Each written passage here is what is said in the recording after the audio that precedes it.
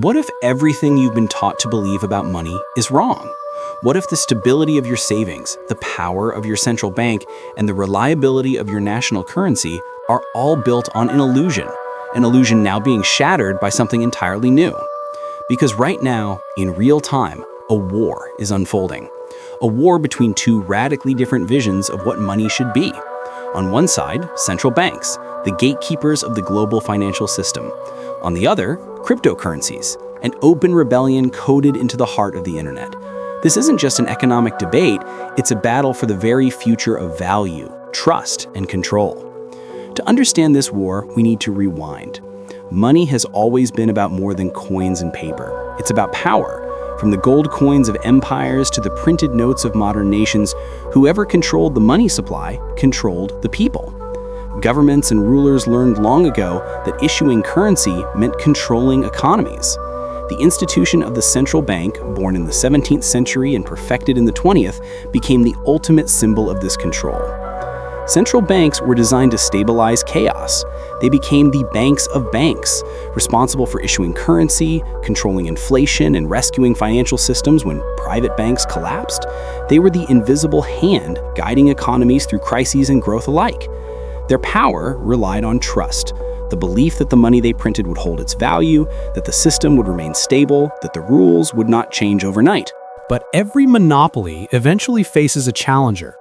In 2008, during one of the darkest moments of modern finance, a mysterious figure under the name Satoshi Nakamoto released a 9-page document that quietly declared war on that monopoly. The white paper, titled Bitcoin, a peer-to-peer electronic cash system, described a form of money that didn't need a central bank or a government. It would exist on a decentralized network of computers, secured not by law, but by mathematics. The timing wasn't an accident. The world was reeling from the global financial crisis. Banks had gambled recklessly, governments were bailing them out, and ordinary people were losing homes and jobs. Trust in financial institutions was evaporating.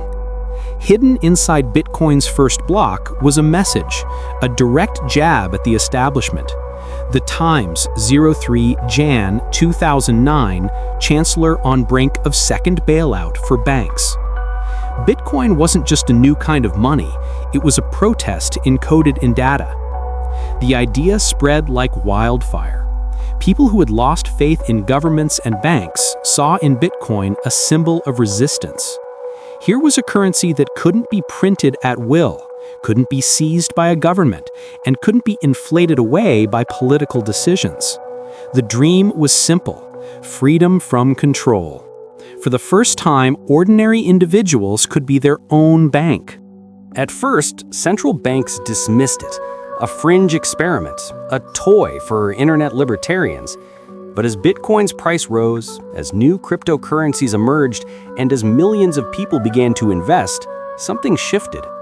Suddenly, the world's financial authorities were paying attention, because if people began to use cryptocurrencies as real money, it could undermine everything the modern financial system was built upon. The logic was terrifying for central bankers. If citizens hold and transact in currencies outside of state control, how can a government influence its economy? How can it set interest rates, control inflation, or enforce sanctions? Central banks, for centuries the monopolists of money creation, were staring at a technology that could make them obsolete.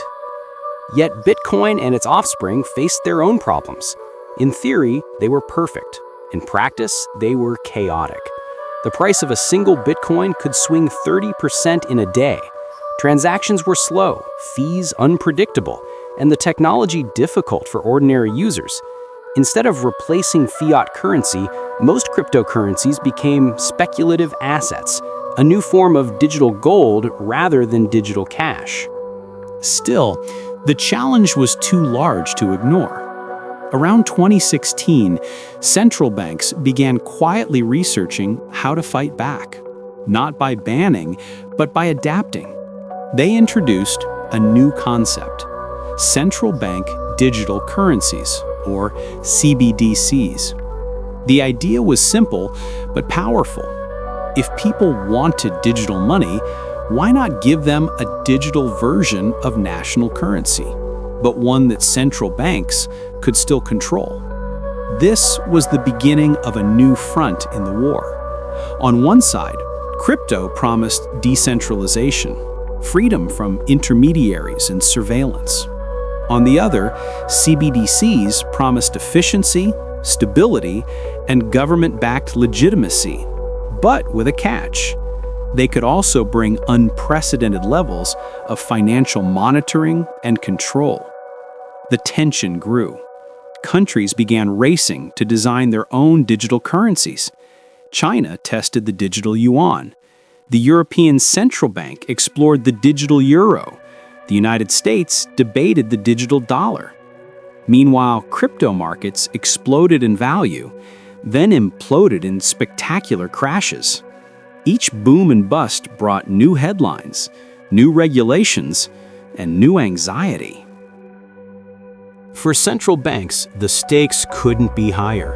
Their ability to manage economies depends on controlling the flow of money.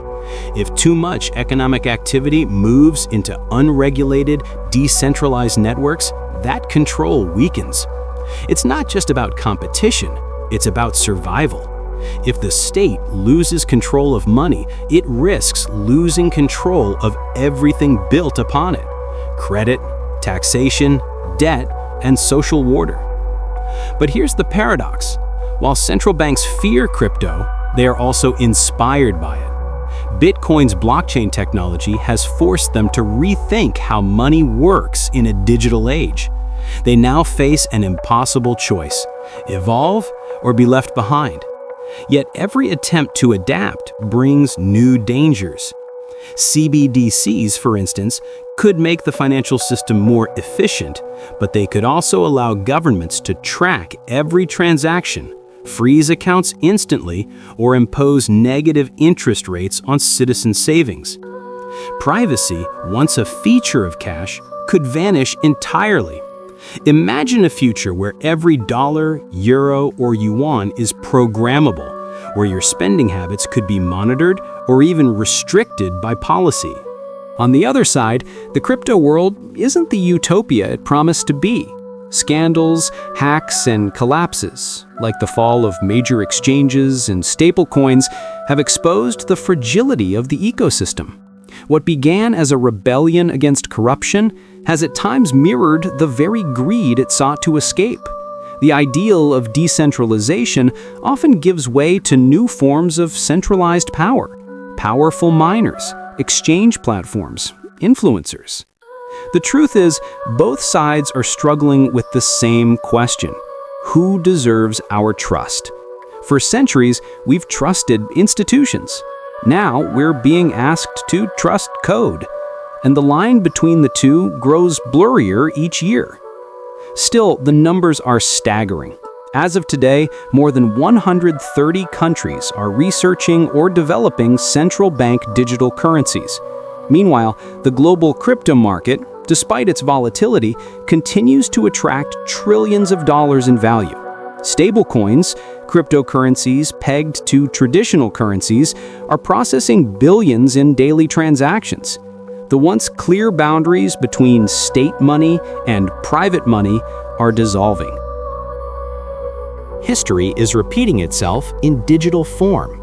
In the 1800s, private banks issued their own notes, leading to chaos until governments centralized money.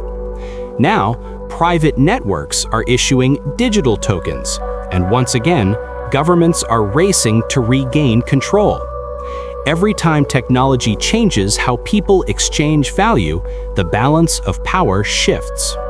The printing press, telegraph, credit card, and internet all rewrote the rules of money. Blockchain is simply the next chapter. The real question isn't which system will win, but what kind of money we'll end up with. Will we live in a world of decentralized cryptocurrencies where no single entity can control the system, or will we see a tightly regulated future where every transaction passes through government-approved digital rails? Or perhaps something hybrid, a coexistence between private crypto networks and state-backed digital currencies. Each path has consequences. A fully decentralized world could bring freedom, but also instability, inequality, and lack of protection. A fully centralized system could bring order, but also surveillance and control. The outcome will define not only economics, but democracy, privacy, and human agency itself. There are lessons in all this. First, money has always been a story of power. Whoever controls the money controls the narrative. Central banks were not designed to be evil, they were designed to bring order to chaos. But over time, order can become control, and control can become complacency. Second, technology doesn't just change how we pay, it changes who we trust. Cryptocurrencies didn't emerge out of nowhere. They were born from a deep crisis of confidence. When institutions fail, people look for alternatives. Whether those alternatives are sustainable is another matter, but their existence is a signal, a sign of lost faith. And third, the future of money will depend not on technology alone, but on trust. The most advanced blockchain means nothing if people don't believe in it. The most powerful central bank means nothing if people lose faith in its currency. Trust is the invisible foundation of every economy, and today, that foundation is cracking. We stand at a crossroads. In one direction lies a world where money is open, borderless, and free, but fragile. In the other, a world where money is stable, monitored, and programmable, but constrained. Somewhere between them, perhaps, lies a new equilibrium. But make no mistake, this isn't just about finance. It's about freedom, about who gets to decide what money is, how it works, and who controls it. The coming years will determine whether we remain subjects of monetary policy or become participants in a new digital economy shaped by code and choice. So, as you think about your savings, your digital wallet, your future, ask yourself, in this battle between crypto and central banks, whose money do you really trust? If this exploration made you think differently about money, hit that like button, subscribe for more deep dives into the future of finance, and share your thoughts in the comments below. Do you believe in a decentralized future, or do you think governments will always hold the reins? The battle for the future of money isn't over, it's just beginning.